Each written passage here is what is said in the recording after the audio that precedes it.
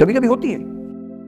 मैं बुद्ध की मजबूरी सोच के परेशान होता हूँ कई बार, और फिर मैं सोचता हूँ कि काश ये यशोधरा जैसा व्यक्तित्व तो सबका होता। बुद्ध की रियल कहानी क्या है शायद किसी को नहीं पता। मैं जिस कहानी की बात कर रहा हूँ, मैथिली शरण गुप्त नाम के एक बड़े प्रसिद्ध कवि ने यशोधरा नाम की पुस्तक में वो कहानी लिखी है, भूमिका में जिक्र किया। बुद्ध बचपन से ही थोड़े से वैरागी किस्म के व्यक्ति थे। उनकी कुंडली देख के एक ज्योतिषी ने बताया भी था। माता पिता बहुत परेशान थे, शुद्धोदन उनके पिता का नाम था। माता पिता ने बहुत कोशिश की कि इस बच्चे का मन विरक्त ना हो। अच्छा महल बनवाया, सारी सुविधाएं दी। जैसे ही बुद्ध थोड़े से किशोरावस्था में आए, उस समय की दुनिया की सबसे खूबसूरत महिला से, लड़की से, यशोधरा से उसकी शादी करवा दी। यशोधरा के पिता ने काफ़ी एग्जाम लिए बुद्ध जी के, वो सारे एग्जाम में पास हुए तब जाकर शादी हुई, ऐसे नहीं हुई, शादी हुई। तो बुद्ध भी ठीक था, रमे रहे उस जीवन में। बेटा हुआ उनका राहुल। अब बुद्ध की विरक्ति का भाव बढ़ता जा रहा था। 29 साल की उम्र के आसपास ऐसा हुआ कि उन्होंने एक मृत व्यक्ति को देख लिया, एक बूढ़े को देखा, एक भिखारी को देखा, एक बीमार को देखा।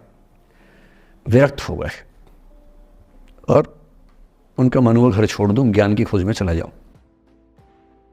अब ज्ञान की खोज में जाएं, उनको पता है कि भाई मेरी पत्नी भी है, मेरा बेटा भी है, राज्य भी है, कैसे छोड़ दूं? छोड़ना जरूरी है। अंदर की आवाज है कि छोड़ो, तुम इस चीज के नहीं बने हो, तुम्हारा स्वधर्म कुछ और है। बाहर की जिम्मेदारी है कि छोड़ नहीं सकते। मैं अनुमान करता हूं कि बुद्ध ने शायद अपने पिताजी से कहा हो कभी कि पिताजी मैं बहुत परेशान हूं, छोड़ना चाहता हूं। तो पिता ने समझा बुझा के मना किया होगा कि बेटा शोभा नहीं देता, ऐसा मत करो। हो सकता है पत्नी से भी बात की हो, पत्नी ने भी कहा हो कि ये क्या बात हुई, हम सबका जीवन तुम पे टिका है, बच्चा अभी बिस्तर से भी नहीं उतरा है, अभी तो चलना भी नहीं शुरू किया है, तुम ऐसी बात कर रहे हो। इसका जिक्र नहीं मिलता इतिहास में कि ये बात हुई कि नहीं हुई। और एक दिन बुद्ध ने तय किया और वो आधी रात को पत्नी और बेटे को सोता हुआ छोड़ के चले गए। इसको बौद्ध परंपरा में महाभिनिष्क्रमण कहते हैं, बुद्ध का अपने घर से निकल जाना। अब बुद्ध चले गए, लेकिन मैथिली शरण गुप्त यशोधरा के पर्सपेक्टिव से बुद्ध को देख रहे हैं। यशोधरा बहुत परेशान है, भाई पति चला गया है, बच्चे का पिता चला गया, मजाक थोड़ना है। राजा परेशान है कि उनका उत्तराधिकारी चला गया है। यशोधरा इतनी परेशान है, बहुत लंबे समय तक छंद आते रहते हैं कि वो कितनी बेचैन है, कितनी परेशान है। लेकिन यशोधरा की सबसे बड़ी परेशानी इस बात से नहीं कि बुद्ध चले गए, इस बात से है कि बिना बताए चले गए, भरोसा नहीं किया। और वो अपनी सहेली से कहती है, सिद्धि हेतु स्वामी गए, यह गौरव की बात। मुझे गर्व है कि मेरा पति इतने महान काम के लिए गया है। सिद्धि हेतु स्वामी गए, यह गौरव की बात, पर चोरी चोरी गए, यही बड़ा व्याघात। सखी वो मुझसे कहकर जाते, कह तो क्या वो मुझको अपनी पथ बाधा ही पाते, क्या मैं रास्ता रोकती उनका? उसके मन में ये मलाल है कि बिना बताए चले गए। वो इस भाव को लेट गो नहीं कर पा रही है, परेशान है। फिर बुद्ध को ज्ञान मिला 6 साल की तपस्या के बाद, बोधगया में बोधि वृक्ष के नीचे ज्ञान मिला। बात फैल गई। जो 5 शिष्य बुद्ध को छोड़ के भाग गए थे उनके बुरे वक्त में, उन्हीं 5 को बुद्ध ने सबसे पहले ज्ञान दिया सारनाथ में, जिसको धर्म चक्रवर्तन कहते हैं। बुद्ध की ख्याति बढ़ने लगी।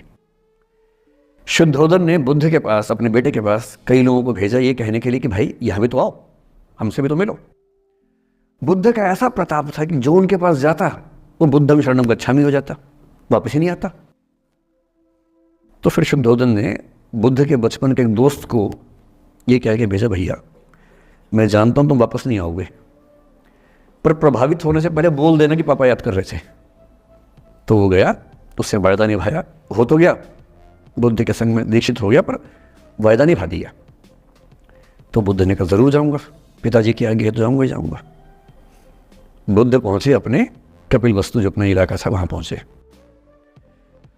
पूरे कपिल वस्तु में, नेपाल सिद्धार्थ नगर से नेपाल जाएंगे तो नेपाल बॉर्डर पे कपिल वस्तु है। मैं देखने गया था वो जगह जहां बुद्ध पैदा हुए थे, बड़ा सुंदर स्थान है, आप भी जाके देखेंगे अभी।